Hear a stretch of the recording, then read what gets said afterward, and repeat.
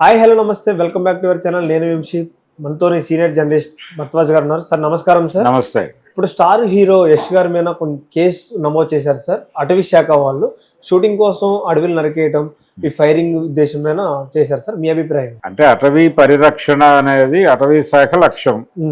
ఈ మధ్య పవన్ కళ్యాణ్ గారు ఒక మాట అన్నాడు కర్ణాటకలోనే. ఆయన గంధదగుడి అని ఒక సినిమా వచ్చింది 76 ఆ ప్రాంతాల్లో.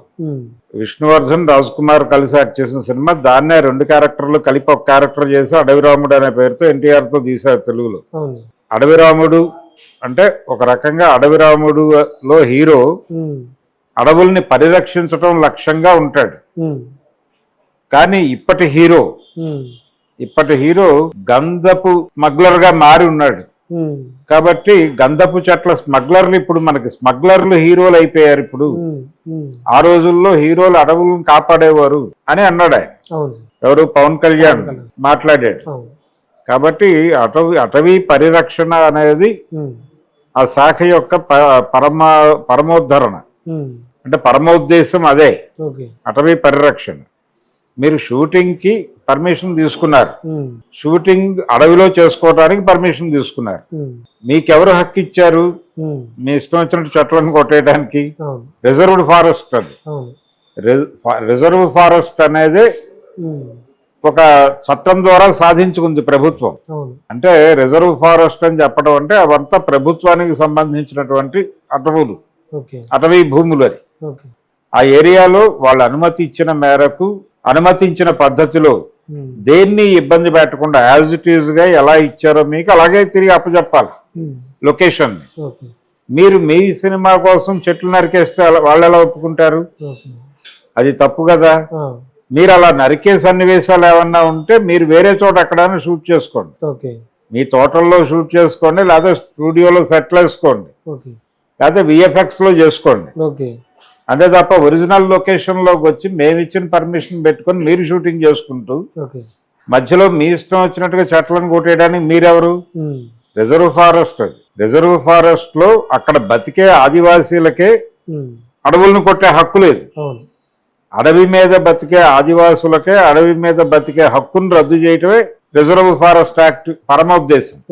మీరు అల్లూరి సీతారామరాజు సినిమా చూసుంటే అప్పటి వరకు వాళ్ళు ఏదో కొట్టి ఆ చెక్కలు అమ్ముకుని బతుకుతూ ఉంటారు. ఒక రోజు కొట్టడానికి వచ్చేసరికి అక్కడ ఆఫీసర్ ఉంటాడు.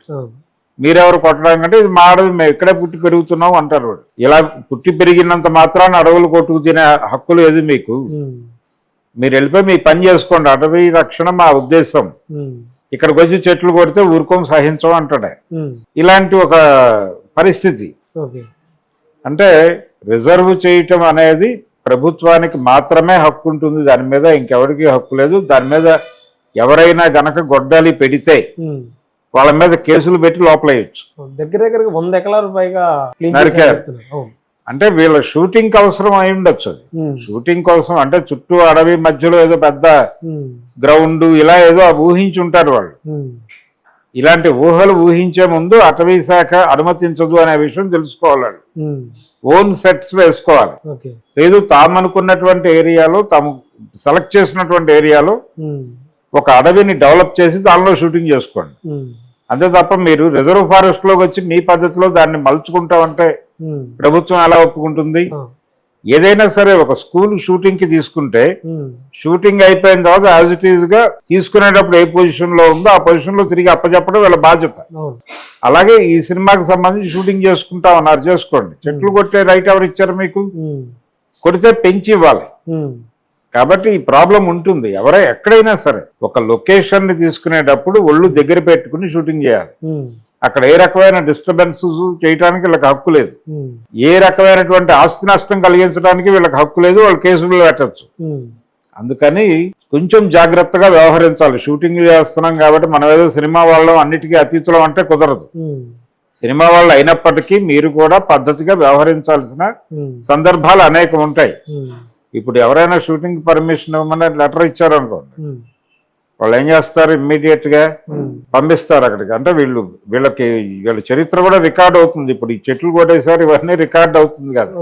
రేపొద్దున ఫర్దర్ గా పర్మిషన్లు రావడం కూడా కష్టం కావచ్చు ఈ యూనిట్ కి. ఓకే. అందుకని మీకు ఏ పర్మిషన్ ఎవరిచ్చినా సరే ఉమ్, తిరిగి యథాతథంగా అప్పచెప్పాలి. స్కూళ్ళల్లో షూటింగ్ చేసినా ఆ స్కూల్ యథాతథంగా అప్పచెప్పాలి, కాలేజీల్లో చేసినా యథాతథంగా అప్పచెప్పాలి. ఉమ్. ఇప్పటికిప్పుడు అడవులు పెంచడం